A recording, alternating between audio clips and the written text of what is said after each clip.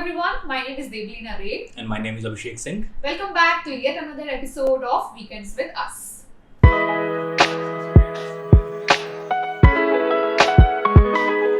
So we are the new entrants to the YouTube town of content creation and knowledge sharing. And while our previous videos have actually revolved around our verdict and views on the movies that we have watched in the recent past, this episode is going to be of something absolutely different. So beyond movies, we also love cars, and with the recent topic of Hyundai Verna entering into the global NCAP 5-star rating, we thought of having a discussion on that. We own a Ford EcoSport currently, and as you must already be knowing that Ford has exited from the Indian market. So naturally, we are on the lookout for our next car, and the next car is definitely going to be an upgrade. Not just in terms of features and functionalities, but definitely on the pricing and the range as well. Because let's face the fact that long gone are the days when budget-friendly, a very middle-class kind of a car was available in the 7 to 12 lakhs range. Now it is anywhere between 15 to 20 lakhs range if you need even the basic features and functionalities as well. So, the prices, as you rightly mentioned, have gone up almost by 30% in the past few years. This was especially fueled by the semiconductor crisis, and companies, just took that as an excuse, and the prices have been rising ever since. So, when we think of our car, which is 5 years old, by the way, very soon going to be 5 years old in a month, we are thinking of what to do next. And when we think of upgrading, as you rightly mentioned, the prices are going to be contention. We'll be buying something which is more expensive, and that means more research goes into it. So a lot of our weekends, as we spend sometimes are also in showrooms, just checking out newer cars. Right? Test driving them, exploring them. Right, and it's not like we target a certain segment, because the cars are not only for us. Sometimes our parents are also looking to upgrade their own cars. So we keep on exploring cars in different segments. So we, I think, have a fair understanding of the passenger vehicles for people like us. And we both love cars. Right. And we both love learning about the technologies behind the new launches, how are they doing in the market. So we are updated on this, and we thought of having a discussion on how the recent news is going to have an impact on not just the OEMs, but also on the consumer behavior as well. So speaking of which, since we are out there in the market, tell me few of the things that you look for while you are buying a car. So for me, in a car, what I look for is it has to be fun to drive. Like the engine and gearbox has to be perfectly tuned. I should feel alive when I'm driving, any car. Doesn't have to be a super car or a very powerful car, but even in passenger vehicles in our category, the kind of vehicles we drive, it can be fun to drive. That is the number one thing. The second is the safety of it. So once it is fun to drive, I would also expect it to be safe. Then comes for me the practicality. Like for example, if it's just not for us, maybe even our parents would be coming here at times. So is it practical enough for 4 to 5 people? And lastly, for me comes the features. Yes, features are important, but I don't really go crazy about the gadget angle of it, the screen size and the features. So that is like the priority order for me. For me also, I think on similar lines, sometimes I drive, sometimes I'm in the front passenger. So for me, when a car behaves the way you actually want it to behave, so the response time for me matters a lot. Right. So the engine performance, the space, I think a lot of space is something that I really look for. For me, armrest also matters. Something as basic as that has been missing in so many editions of the cars. And sometimes it is not even there in the topmost model as well, I have seen. Even for parents, in the behind, they're getting old, they sometimes need an armrest to put their hands, and that is also missing. So for me, features of this sort is also plays a very important role. The boot space also matters to me a lot.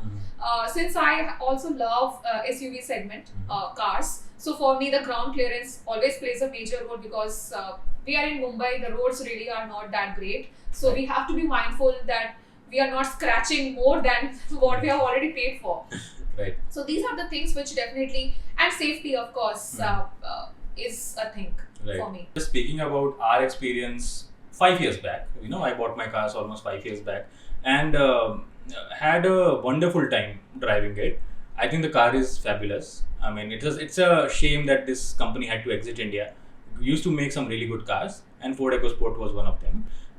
The best thing I like about that car, as you rightly mentioned, is it behaves the way you want it to.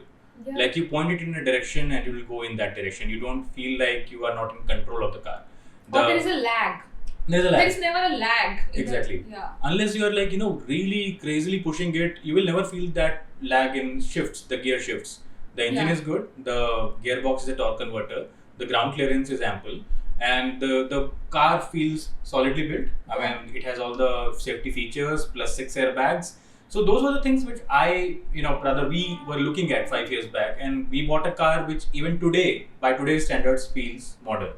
But yes, I mean, as the Ford decided to leave India and we are looking to upgrade, I mean, it's almost 5 years now, so in the next 2 years we have to decide. Suddenly we get to see this news of Hyundai suddenly stepping in and becoming a 5-star rated car. So while we are an SUV kind of people, the concept of Verna actually excited me. I want to applaud Volkswagen, Skoda and Hyundai, even to an extent Honda as well, for still keeping that sedan segment alive. They are trying to do certain things like Volkswagen Virtus, Skoda Slavia, now Verna, coming up with cars which are not just safe, but also with really good engines. Like 160 horsepower in a sedan in this segment was unheard of. So when I looked at those specs, that a turbo engine in this car and the topmost variant comes with 160 horsepower, comes with a 7-speed DCT. While there are plenty of manufacturers still giving you AMT, I don't know why in 2023, but this car is giving you these options with features and now with safety too. So how does that really affect people like us? I think a lot of safety protocols have also been incorporated because of all the institutions that are there worldwide as well. Starting with global NCAP, Euro NCAP, then we have Korean NCAP, Indonesian NCAP, US corporations as well, Japan and NCAP. So these organizations were built with the idea of such that the OEMs or the manufacturers, they follow a certain integrity while maintaining the safety protocols of the vehicles, and also a sense of comfort in the minds of the consumer that it is worth buying or it is worth my investment because at least I will be safe in those cars. And while you're on the topic of safety, I feel that safety as a concept in the car language or in the car world is really wide and broad. While we understand safety could mean the suspension, the reliability of the car in terms of like it should not leave me stranded in the middle of a road. Then there is another concept of crash worthiness of the vehicle as well. And there are well-established institutions already globally who are taking care of this aspect. They push the OEMs, the vehicle manufacturers, to make safer cars, and also gives a sense of comfort in the minds of the consumer to make that conscious decision. Speaking of which, I think the established institutions are of the likes of Global NCAP, which mainly, although the name is global, but they have always been, I think, trying and testing out Indian cars and also African cars as well. Then we also have Euro NCAP, Latin NCAP, Japan NCAP, Korean. I think every region has their own, and now we are also going to come up. We have already come up. Bharat NCAP is going to be for our India as a country, and already 30 cars have been already given to them for the assessment. These actually have their own ways of assessing cars around safety protocols, and there are different parameters and areas of assessing which are unique to each of the institutions as well. But primarily it revolves around the frontal impact, the side impact, the side pole impact. Global NCAP, which majorly assesses Indian cars, usually focuses on the frontal impact, where you will need to have at least a score of 16 to get a 5-star rating. In this, Tata Nexon was the first one to enter into the 5-star family, and Verna is the latest one. And they all fall under the Safer India for Cars campaign, which has been run by Global NCAP since 2014, I believe. So, and 60 cars have already been tested under this campaign. So, so what we wanted to talk about is that whenever there is something good which is happening in the car community, especially when it comes to safety, there is also a lot of misinformation that goes around. Uh, when I was buying my car, that was 2018. Just before that, just 2 years before that, I think was when Global NCAP came with their first list of a lot of cars being tested, and that is where I think the debate started about safety. You know, a lot of cars being very unsafe. So, for example, cars like Celerio, Alto, Tata Nano, there were tons, Renault Kwid. A lot of cars were actually tested and found to be 0-star rated. That actually opened the eyes of a lot of consumers to the fact that, oh, so these cars which I'm driving are not safe. So very good initiative, because I remember in my office, our colleagues used to actually talk about these things. For example, my car is 3-star rated. Hey, I mean, maybe I should go for a safer car next time. So a very good initiative in the beginning. However, what happened next was that a lot of misinformation from the social media angle started to step in.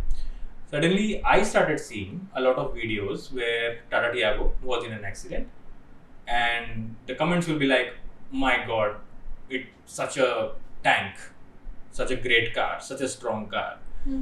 And I was seeing those videos, and I'm like, suddenly, why is this so much hype in the safety segment? I'm not denying the fact that it was a unique thing, because a lot of cars in that segment were 0 rated. So having a 3 or a 4-star rated car in that segment was actually cool. Then came Nexon, right? And Nexon was right when I was purchasing my car, and it was a 5-star rated car. Everybody was talking about it. This is the best thing ever. Great looks, safety features, great interiors. This is the must buy. This is the most value for money. And I was myself falling into that hype. Yeah. I remember how many times I used to tell you, I think I'm considering Nexon. I said, I think I should go for it. Everything seems so cool, so good. And Pratap Bose was actually the mind behind the designs of such cars. Yeah. Tata was mainly known for like trucks and cars which were not that much accepted in the public. Tata Indica, Zest, Manza. Apart from these, Tata Sumo maybe. Apart from these, I don't remember many cars. Safari was also there. Safari was a good SUV back then. So suddenly, the designs were cool and the cars were safe, but the social media took some other turn altogether. Suddenly, there was a lot of bashing of Maruti. This is a tin can. I mean, someone just coined this term tin can, and it just took off in social media. Every person who was owning a Maruti or a Hyundai, any car reviewer who was talking about these cars, reviewing these cars, was told that you are driving a tin can. You are not talking about safety features. You are praising these cars. That means you are anti-national. Yeah, I'll agree to that, because let's move few years back. The things which any consumer were looking for while buying a car was not necessarily safety as the top priority. And suddenly, when Tata Nexon, followed by I think Punch and Altroz as well, they got the 5-star rating. They harped on that idea. Yes. They caught onto that so well and also so badly as well. Right. I would say. It is two sides of the same coin. Right. And they harped also on the vocal for local and the Make in India government campaigns so well and also so badly as well, that they started even bashing their competition. Right. While it is very good from a business point of view, I will say, I think kudos to, first of all, Mr. Bose for designing the cars really well, for launching lot of variants, color variants as well, and filling the consumers with too many options, which can be a good thing as well as a bad thing as well. Yeah. But having said that, harping on something like safety, which I think was not really a point of differentiation, which was picked up by any other OEMs, is something Tata did really well. Really well.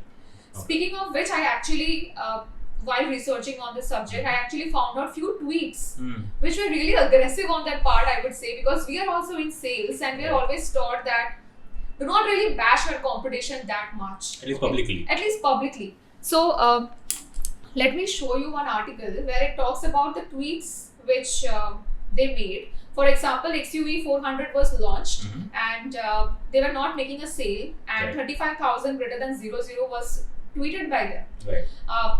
Then there was Espresso, where they also bashed them publicly. Right. And many other examples like this which you will be able to see, right?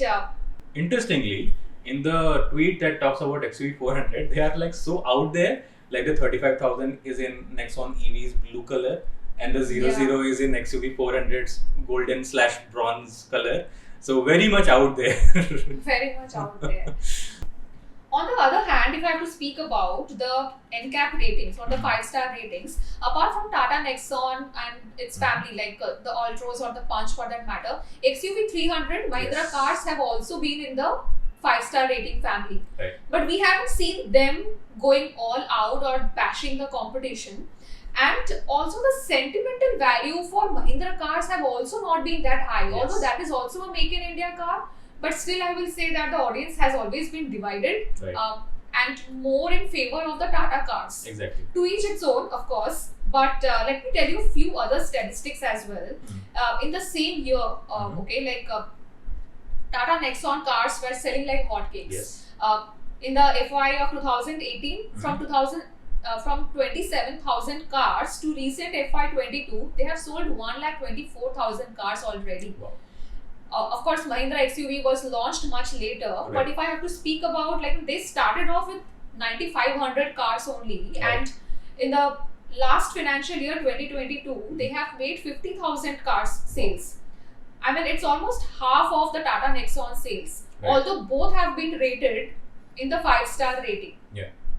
Of course, one can debate that the segments or the styling, the designing, the ride quality is different from each other. Right. But let's speak about the experience that we had. Like, let's keep aside safety for a while, design for a while. What you would be saying about the ride quality or the fuel efficiency of each of these cars? Right, certainly. So I will talk about my experiences in 2 time periods. One when I was selecting my car, and also once recently when we were driving, one of their cars, or a few of their cars rather. I mean, it's not just one. We have driven a lot of recent Tata cars because we were thinking of buying for ourselves as well as for our parents. Exactly. So a lot of test drives we have done.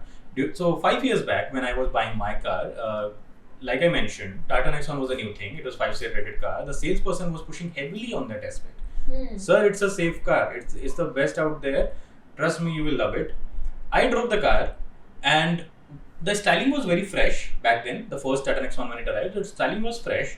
The rear angle was a little debatable. I mean, some people like it, some people hate it, but it was fine to me.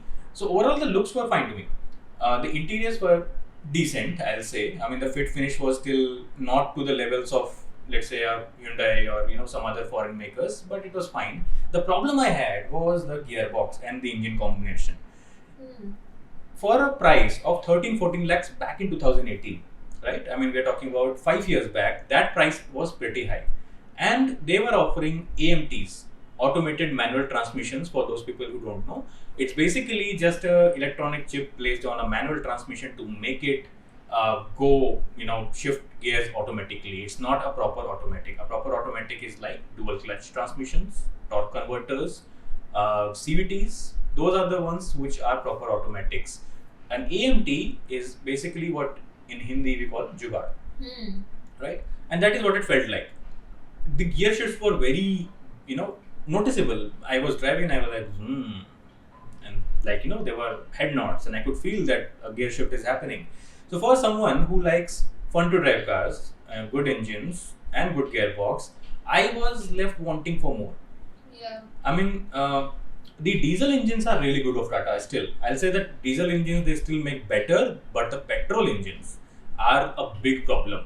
And I was not looking for a diesel. I mean, diesel are basically going out now. I mean, you are seeing how many stringent the norms are, and look at Delhi, for example. So if we are talking specifically about petrol cars, they leave you wanting so much more. That was 5 years back. And that is when they just started. Now it's been 5 years, a facelift has arrived, and what we kept hearing was that no, it's fine. I mean, the AMTs work well. Maybe, I mean, on a lot of times I got into these debates on social media where people are like, what are you talking about? AMTs are fine. Is that really your complaint, Abhishek? I mean, is AMT the problem you feel? This is completely fine. So I was like, what, maybe the facelifts are better now. So your parents were also looking, to upgrade the car. And we actually went and tried out the facelift version of Nexon. and what was our experience? I mean, you tell me first and then I will narrate mine. No, I think there was a lot of lag. Yeah. मतलब बहुत घिसना पड़ता है, like you know, even एक bumper cross करने के लिए sometimes if it is in an elevated space. Yeah. On an incline, basically. On an inclined space. Right. Also, there is a noise I felt in the engine, and there was one particular bumper, and the inclination was not really a 45-degree or even a 60-degree, and it wasn't really performing well at all. So we tested Nexon. So as you rightly mentioned, a lot of noise in the engine. The gearbox was not performing at all. And guys, one recommendation that I can give you after driving many cars is that whenever you go for a test drive, don't just drive out of the showroom, go at a same pace throughout on a short stretch of the road and come back. Test it out, like really test it out. Apply brakes, then start again, accelerate again. Go for an incline. Try out how it's behaving on an incline, because that showroom person knows what the product is capable of. They will always take you on a shorter test drives to make you feel it's just a car, right? I mean, it's working fine. Yeah. And that is where you will buy it, and someday when you are driving it on hills or some difficult place, you will start realizing. Try overtaking, for example. So we have tried lot of cars. Yeah. Nexon was one. I mean, I don't want to continue more on Nexon. Let's talk about other products. For example, Altros. When they launched Altros, they did not even provide automatic, and when they did, they said it's a dual clutch gearbox. But when I was trying it, I'm like, I'm not feeling it as a dual clutch. The shifts were still very laggy. While overtaking, I felt a lack of power, and that did not convince me that this is a good engine box or a gearbox ratio, combination. For Harrier, when they launched it, the first iteration of Harrier, I have driven it. Okay, and some of my colleagues bought that Harrier. How noisy the engine was. There was no automatic. Lot of issues with after sales services, breakdowns, lot of it. Second time when they, next year they launched like a soft kind of facelift, like some updates. They launched an automatic as well. It was much better. But my point is that it always feels like you are driving a beta version of a car before they realize what are the problems and they fix it in the next iteration. When you are spending this much amount, 15 lakhs, 20 lakhs, by the way, cars like Nexon are not cheap, by the way. I mean, it used to be very value for money. The top end models are now going close to 17, 18 lakhs. Where you used to buy cars like Creta, for example, like, much bigger cars, right? So, I mean, these are not inexpensive products. You're spending lakhs upon lakhs, and you should get the best version of the product in the first go itself. Yeah. And this only means that, there is some sort of trade-off that is happening. Like, so I would want to quote one US statistics where they had done a survey on 8,400 individuals. And for them, the priorities while buying a car has been fuel efficiency, safety. Like these two have been competing in the first and the second spot, and this competition has been there since 2018. On the contrary, if I'm speaking about the Indian market, safety was never the deciding factor. Right? Of course, value for money, design, ride, fuel efficiency, these all have been the topmost priority. And now with Tata Motors, with being able to click on the 5-star rating, they have been really harping badly on it. Right. And with that, I feel that they have been doing a trade-off in the other aspects of it. As consumers, I feel that we have the right to question it and not get swayed by the sentiments. Okay. And let us be honest, we are very much Indian. We love the fact that there are cars which are being manufactured in India by the Indians, imported, exported, everything for that matter. Indian CEOs ruling the global market, Indian sports people winning the Asian Games, and we are very proud of being an Indian. Right, exactly. The foreign policies, for example, the way India is giving back to foreign nations in the global stage, it actually makes us proud. Chandrayaan, we were watching while it was landing. So, I mean, while you might think that we are bashing a certain brand, we are not bashing, we are criticizing. Criticizing is to make the companies do better. It is not to put them down. Yeah, and that is only going to help us as consumers, that if we are spending our hard-earned money to a brand like a Tata, with Ratan Tata leading the vision and the philosophy behind all his companies, I feel that this is a very basic ask, Mm. that we should not only be talking about safety Yes.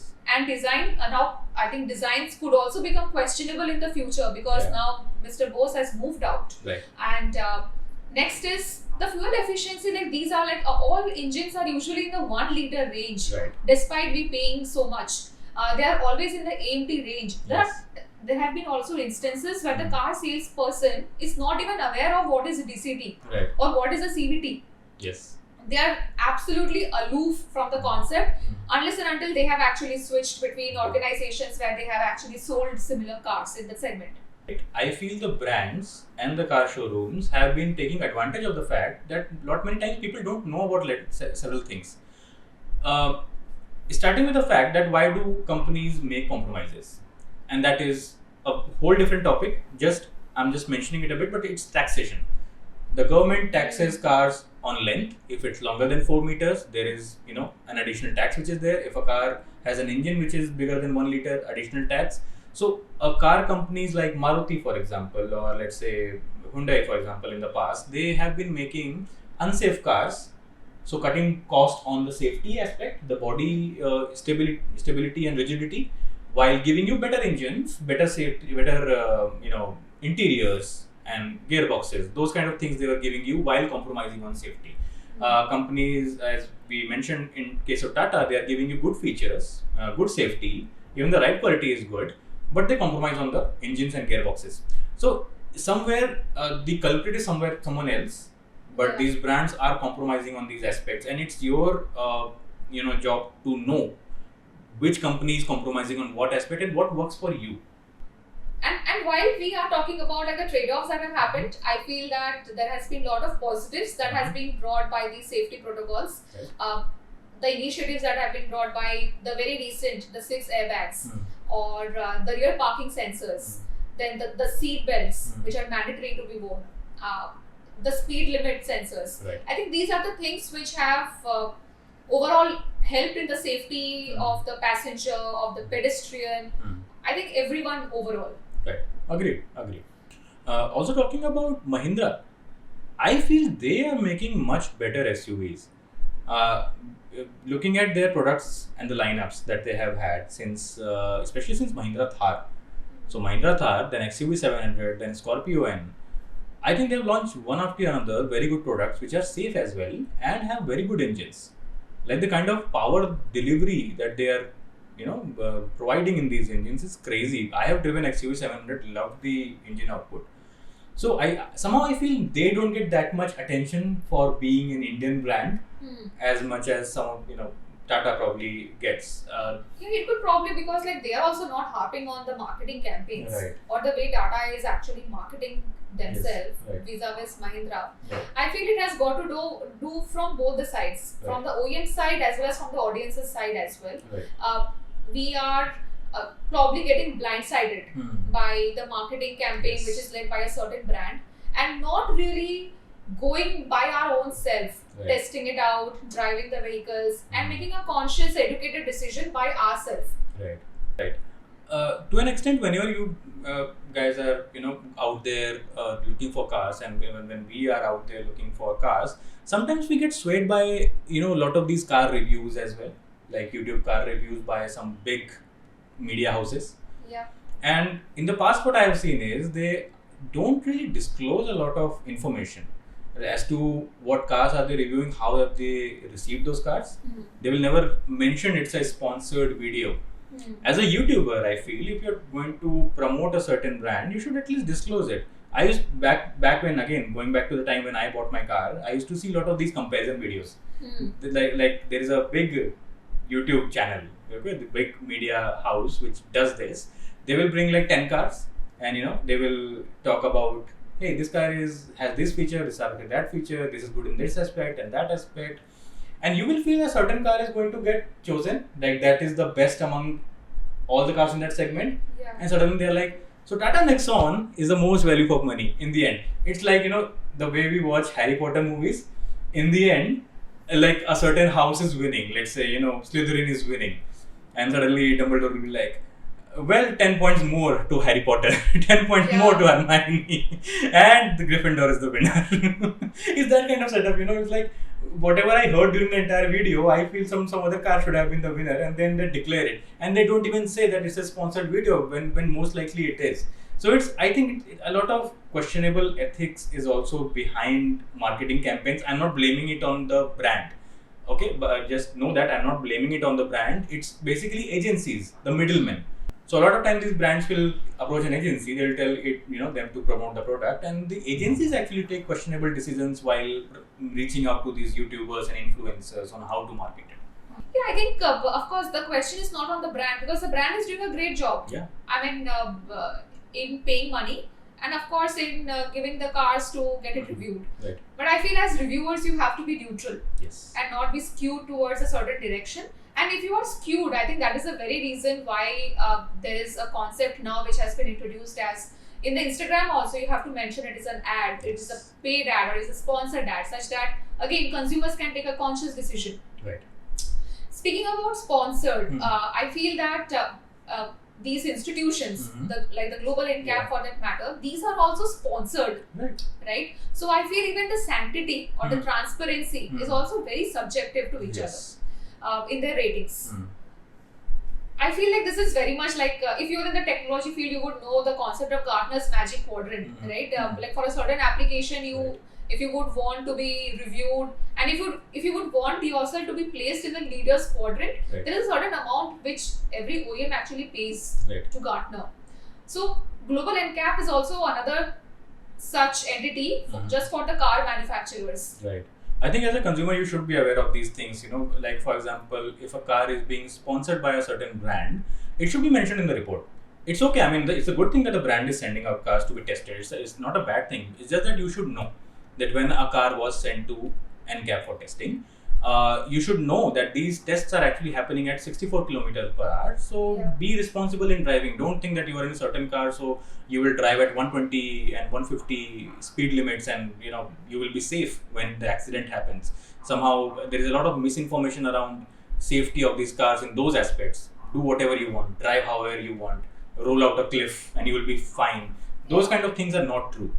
Yeah, it's a very good thing that Hyundai Verna has entered into the segment of the 5-star family segment. One thing that reminded me of this is the global NCAP scorings. Like there is a star and then there is a rating, which is in a numeric format. I feel that there is not enough transparency in them.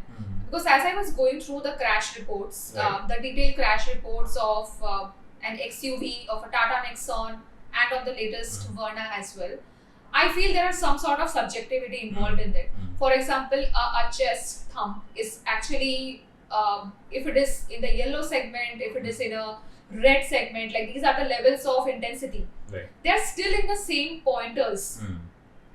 And for a frontal impact on the driver, chest impact is going to be a very crucial factor, is what I feel like. So I feel that is something which involves a lot of subjectivity. Probably with the Bharat NCAP coming into picture, there would be a reduction of the subjectivity which is involved. It's always going to be a chicken and egg story, where if you put stringent norms, the manufacturers will be forced to make safer cars, which is a good thing. However, as I mentioned before, a trade-off is there. Why the trade-off is because of taxation. So if everybody starts making safer cars, somewhere they will be raising the prices. They will have to factor in. I mean, no business is there for charity. So any business who is trying to put more safety into the cars is going to make cars expensive, and I feel it's fine. Honestly, you should go for safer cars. The debate is not even that if you should choose that or not. The problem is you should be informed. You should set the right products. You should criticize the brands where it needs criticism. The entire purpose for us making this video was for you also to understand that in the journey of prioritizing one particular or probably two features or two things under the consideration set, we should not be ignoring the other things which are equally important while you make a purchase, because you are ultimately spending your hard-earned money, and we should not be swayed by sentiments, and we should make a judicious decision. Right. Basically, be a fan of a product and not a brand. That is what I always say. Just always go behind good products. I mean, if a product you find is from a company which is foreign, but the product is good, if they're actually taking initiatives to build in India, where our people are going and working in the factories, they are getting employment, the parts are being sourced from local manufacturers, there is no harm in buying a foreign product. And if an Indian product is great but it lacks certain things, do not feel shy about voicing it out, so the brand can fix those things and make even better products for you in the future. I think on that note, we are good to conclude today's conversation. Let us know what you feel about our conversation. If you feel something that we have missed out on, do share in the comments while we come back with the next episode. Thank you so much for watching. Bye bye.